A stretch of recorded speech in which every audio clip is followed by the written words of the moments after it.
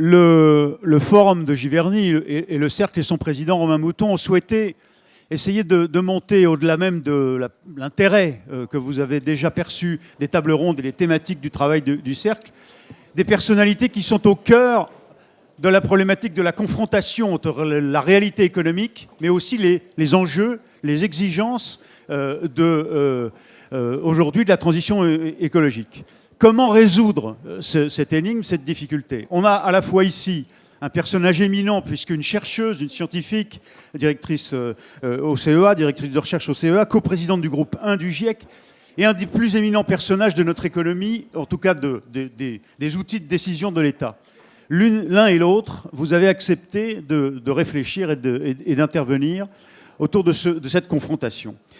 Comment, Madame Masson-Delmotte, alors que vous présidez, je le disais, le groupe 1 du GIEC, comment réfléchissez-vous aujourd'hui sur les impacts sur l'économie via la finance des situations que vous décrivez scientifiquement avec le GIEC? Merci beaucoup de votre invitation et je me permets de garder mon masque pour respecter les consignes de mon employeur et par solidarité avec mes collègues enseignants-chercheurs qui vont enseigner avec un masque devant des amphithéâtres comme celui-ci. Alors, je voudrais parler de l'état du climat avant de parler de la question des risques. Vous voyez sur mon masque le réchauffement climatique depuis 1850 jusqu'à 2019, une année, une barre. Ça permet de visualiser ce degré de réchauffement déjà observé à la surface des continents et des océans. La période des derniers 5 ans, c'est la plus chaude globalement, jamais observée. On a aussi ce record de température sur les derniers mois en France. Les événements extrêmes comme les vagues de chaleur, l'intensité des pluies torrentielles, l'intensité, la sévérité des sécheresses, ou bien les conditions météorologiques qui favorisent les incendies de forêt, sont des manifestations de ce déséquilibre du climat qui est dû au rejet passé et actuel de gaz à effet de serre. Et ces concentrations dans l'atmosphère en gaz à effet de serre, elles continuent à augmenter en dépit d'une baisse temporaire, transitoire, éphémère, du fait du confinement qui n'a rien à voir en fait avec les transformations et les transitions nécessaires pour stabiliser le réchauffement climatique. Donc, nous vivons déjà avec les impacts visibles partout qui affectent les écosystèmes comme les sociétés humaines. Et donc, bien évidemment, la première dimension de risque, c'est celle des risques physiques, avec une dimension aiguë, celle des événements extrêmes, mais une dimension aussi plus chronique, plus insidieuse, par exemple avec la montée graduelle du niveau des mers ou le recul des glaciers. Donc, d'un point de vue de l'exposition aux risques, il y a ces risques physiques directs qui affectent la sécurité des biens, des personnes, les conditions de travail dans vos entreprises, par exemple lors des épisodes très chauds, mais aussi des risques indirects via la chaîne de valeur, via les conséquences sur la biodiversité, via les conséquences sur les troubles sociaux. Et puis l'augmentation des pertes et dommages liés au changement climatique augmente aussi les risques de litige, les risques juridiques, questionne finalement la responsabilité de chaque acteur à tous les niveaux en fait, de la gouvernance, y compris des entreprises, en matière de responsabilité pour la gestion de risque, l'adaptation, et pour la maîtrise de la cause du problème, c'est-à-dire les émissions de gaz à effet de serre. Et je vais revenir donc sur ce dernier point. Stabiliser le réchauffement, c'est essentiel pour maîtriser les risques liés au changement climatique, et ça demande une baisse très forte des émissions mondiales de CO2 pour aller vers le net zéro, et donc des émissions de chaque acteur. Ça demande aussi de maîtriser les autres facteurs qui agissent sur le climat. Et donc, il y a un ensemble de risques et d'opportunités qui sont liés aux transitions. Les risques d'actifs échoués dans les énergies fossiles, les risques politiques liés aux accélérations ou au recul des politiques publiques dans les différentes régions du monde, les risques du marché, parce que la demande des consommateurs change également, et puis les risques en matière de réputation. Et je fais d'ailleurs référence à un rapport, une note technique de l'Association actuarielle internationale, publiée cette semaine, qui fait vraiment le point sur toutes ces différentes facettes qui sont liées au changement climatique de différentes manières. Et puis, les transitions dont on a besoin pour maîtriser les risques climatiques, c'est vraiment celle de construire un développement qui soit résilient devant les chocs climatiques comme devant toutes les autres crises et qui aille vers la neutralité carbone. Et ça demande d'agir dans tous les secteurs, l'énergie, les villes, l'industrie, la gestion des terres et l'alimentation, les infrastructures. Ça demande aussi d'agir sur la demande en énergie, en alimentation, en matériaux, pour pouvoir transformer la production plus rapidement, en maîtrisant la pression sur les terres qui est soumise à des injonctions contradictoires et difficiles. Et ça demande donc des investissements sans précédent. Des investissements pour sortir des énergies fossiles, compatibles avec les budgets carbone du fait de l'accord de Paris sur le climat ou des stratégies nationales, puisque la France se dote de budget carbone, comme bien d'autres acteurs. Et puis les investissements vers l'ensemble des solutions qui permettent de s'adapter tout en réduisant les émissions. Donc ça demande de l'innovation technologique, sociale, frugale, accessible à tous. Et ça demande aussi de l'innovation en matière de gouvernance. Et peut-être c'est le point qui va faire le lien avec nos interventions. Pourquoi en termes de gouvernance ? Parce qu'il y a besoin d'avoir bien sûr des objectifs, des méthodes, des indicateurs, un suivi de résultats, des stress tests avec des indices climatiques remis à jour en fonction de l'état des connaissances scientifiques. Et donc ça demande aussi de renforcer les ponts entre le monde académique que je représente ici. Il y a des milliers de chercheurs du monde entier qui sont en train de faire le point sur leurs connaissances justement pour éclairer la prise de décision de tous les acteurs. Et donc de tisser des liens et des ponts entre ces connaissances académiques pour qu'elles soient beaucoup plus directement en appui à la prise de décision. Comment, alors, la finance déjà prend en compte ce constat, les risques ? Comment vous l'aidez à la prendre en compte ? Et comment, d'ailleurs, vous estimez qu'aujourd'hui, on a des outils qu'il faut mettre en place, que la Banque de France, avec un réseau que vous avez créé, que vous allez évoquer, monsieur le gouverneur, aujourd'hui pousse la finance à anticiper ces risques, mais aussi à trouver des solutions ? Bonjour, d'abord, merci de m'accueillir. Je vais garder mon masque par solidarité avec Valérie Masson-Delmotte, donc voyez-y un premier signe positif du travail entre les académiques et les décideurs publics. Et on voit déjà la buée sur vos lunettes.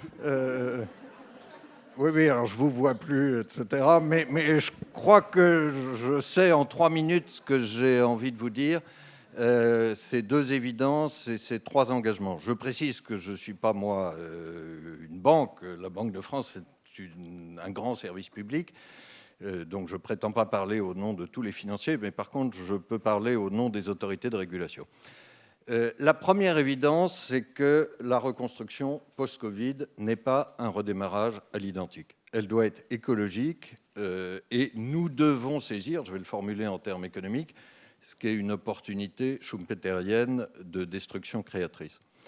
La deuxième évidence, c'est que les banques centrales et les superviseurs financiers ont un rôle non pas exclusif à jouer dans la transition écologique, c'est une évidence, mais j'y insiste un peu, rien ne remplacera par exemple une taxe carbone. Un rôle non exclusif, mais un rôle essentiel. Et vous l'avez dit, nous, ce qu'on a fait à la Banque de France, c'est de prendre l'initiative fin 2017, c'était après la dénonciation par Donald Trump de l'accord de Paris, de créer un réseau international qu'on a appelé NGFS, Network for Greening the Financial System, de banques centrales. On est parti à 8 à Paris fin 2017. On est aujourd'hui plus de 70. C'est un succès sans précédent et c'est un succès d'origine française. Alors maintenant, je viens sur les 3 engagements. 3 E, si vous voulez bien, c'est des engagements pour l'action et j'insisterai surtout sur le 3e. Le premier E, c'est évaluation. Et là, je le fais avec ma casquette de superviseur. C'est l'évaluation, Valérie Masson-Delmotte y a fait allusion, quantitative des risques climatiques qui sont portés par les banques et les assurances. Alors, nous avons publié une photo en 2019. L'ACPR, l'autorité de supervision française, mène cette année le premier stress test climatique qui a le grand avantage d'ajouter à la photo une vue prospective à long terme, et, si vous voulez, c'est la vidéo des risques. C'est très novateur, et je vous annonce ici que nous publierons les résultats agrégés de ce premier stress test climatique d'ici avril prochain. Le deuxième engagement, le 2e E, c'est exemplarité, et ça, c'est avec notre casquette d'investisseur. Les fonds propres et les engagements de retraite de la Banque de France, ça représente 22 milliards d'euros, c'est une masse assez significative.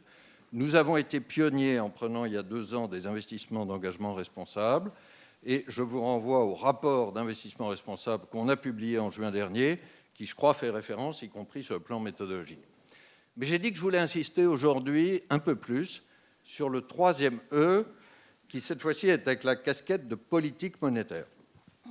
Et là, j'emploierai le mot extension. Tous ceux qui connaissent un peu le sujet savent que le débat commence juste. Je précise d'ailleurs, parce que quand on est banquier central, on a quand même quelques contraintes, que je ne vais pas vous parler de politique monétaire immédiate et des débats que nous avons. D'abord, ça ne vous intéresserait pas. Et ensuite, j'ai interdiction de le faire, parce que nous sommes dans ce qu'on appelle une silent period, ayant un conseil des gouverneurs la semaine prochaine. Mais je vais parler un peu plus durablement. Et je vais d'abord relever ce qui est une différence transatlantique. Il se trouve que mon collègue américain, Jay Powell, vous l'avez peut-être vu, vient de conclure la semaine dernière, très bien, ce qu'ils ont appelé leur revue stratégique de politique monétaire. Il n'y parle pas, malheureusement, de lutte contre le réchauffement climatique. Nous, à la Banque centrale européenne, autour de Christine Lagarde, nous allons mener, d'ici fin 2021, notre propre revue stratégique. La lutte contre le changement climatique y aura une place significative. Je cite Christine Lagarde, qui est très engagée sur le sujet. L'eurosystème doit se demander comment il peut participer à la lutte contre le changement climatique. Alors, c'est une question posée par Christine Lagarde. Je ne veux pas préjuger de notre conclusion collective, mais moi, je veux vous dire aujourd'hui 3 convictions de la Banque de France qui sont, je crois, 3 pistes prometteuses pour la réponse que nous pouvons apporter. Très vite. La première conviction, c'est que la lutte contre le réchauffement climatique s'impose déjà à nous au nom de notre mandat actuel, qui est la stabilité des prix. Il n'y a pas besoin d'aller chercher un changement de mandat. Les effets induits du changement climatique auront une répercussion sur la stabilité des prix et sur l'inflation. Ils en ont même dès à présent, pour y revenir. Ce qui amène la deuxième conviction. Nous devons réussir une percée stratégique, incorporer l'évaluation de ces effets du changement climatique dans nos modèles macroéconomiques et nos prévisions à long terme. Et ça amène aussi une troisième conviction qui est une percée opérationnelle que nous devons réussir. Alors je vais le dire très vite, pardon, c'est un peu plus compliqué techniquement, mais j'espère être clair. La percée opérationnelle, c'est quoi ? C'est intégrer, à nos yeux, encore une fois, c'est la conviction de la Banque de France, systématiquement le risque climatique dans l'évolution de tout notre collatéral. Le collatéral, c'est quoi ? C'est les actifs que nous prenons en garantie pour faire des prêts de refinancement aux institutions financières. Et en fonction de ce risque climatique que nous devrons, à mes yeux, évaluer systématiquement, moduler les décotes, là aussi, pardon du terme anglais, les haircuts, que nous appliquons à la valeur de ces actifs. Ce serait un signal global, un signal extrêmement puissant d'orientation du marché, beaucoup plus puissant au passage que le seul achat d'actifs verts, que nous faisons déjà, dont on parle parfois, mais qui ne serait une solution que partielle. Je termine juste en disant ces convictions et puis ces engagements autour des 3 E, que ce que je viens de dire sous percée stratégique et percée opérationnelle, et là je vais vraiment parler sous le contrôle de Valérie Masson-Delmotte, c'est un très gros travail. C'est un gros travail de recherche micro- et macroéconomique que nous devrons mener avec les scientifiques du GIEC. C'est un gros travail de méthodologie opérationnelle. Mais je vous dis une dernière conviction, nous pouvons, si nous commençons vite ce travail, être à pied d'œuvre en 3 à 5 ans. Ce n'est pas si loin.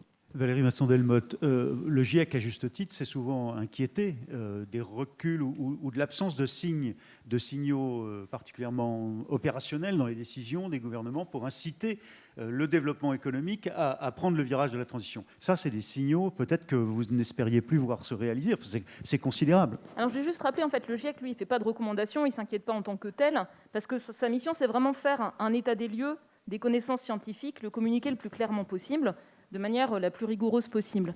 Et donc le GIEC va analyser, sur la base de ces éléments scientifiques, techniques, socio-économiques, les évolutions. Et par exemple, ce qui était frappant, c'est lors de la crise économique et financière de 2008-2009, l'analyse des plans de relance.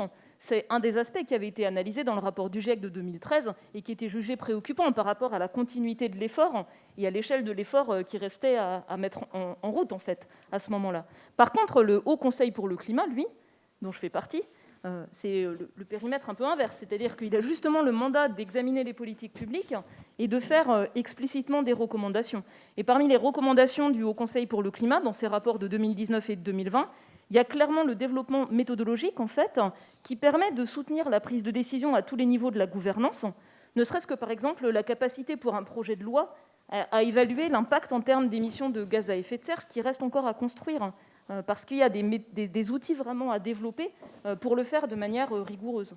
Et vous êtes formidable parce que vous êtes l'académie et vous raisonnez et du coup vous ne prenez pas position. Et moi je vous pousse à essayer de nous dire comment réagissez-vous à ces initiatives qui sont tout de même extrêmement novatrices et sans précédent, notamment de la Banque Centrale Européenne par exemple, avec ses gouverneurs autour de Christine Lagarde. Très honnêtement, moi je pense que ce qui change la donne, c'est effectivement que tout le secteur de la gestion de risque, tout le secteur de la finance, tous ceux qui portent une réflexion vraiment stratégique sur le long terme, dans l'intérêt du bien commun, s'approprient cet enjeu-là, l'intègrent dans leurs méthodes, dans leurs pratiques, développent les outils pertinents pour que ça devienne standard.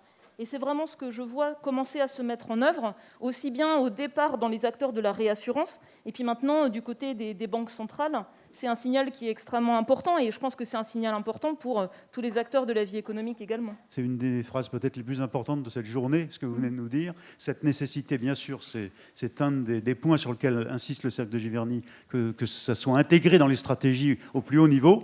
Aujourd'hui, vous venez d'en faire la description, monsieur le gouverneur. Quoi de plus? Qu'est-ce qu'on peut faire de plus, encore aujourd'hui?